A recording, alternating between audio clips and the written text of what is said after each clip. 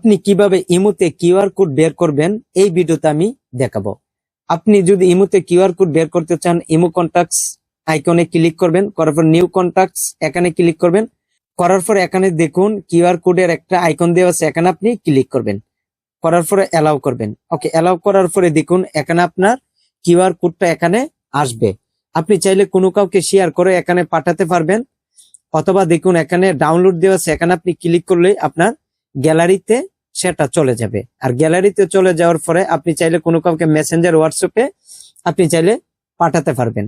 আর আপনি যখন এই কিউআর কোডটা পাঠাবেন তখন তারা দেখুন এখানে কোনার মধ্যে ইমেজ দেওয়া আছে, এখানে আসার পরে আপনার এই কিউআর কোডটা যখন এখানে অ্যাড করবে তখন আপনার ইমোটা পেয়ে যাবে, আপনার সাথে যোগাযোগ করতে পারবে। আর এখন থেকে আপনার কাছে যদি কেউ ইমো কন্টাক্ট নাম্বার চায় সেটা দেওয়ার দরকার নাই, কিউআর কোড দিলেই আপনার সাথে সে যোগাযোগ করতে পারবে, আপনার ইমো তার সাথে অ্যাড হবে। তাই এই ভিডিওটি কেমন লেগেছে কমেন্ট করে জানাবেন।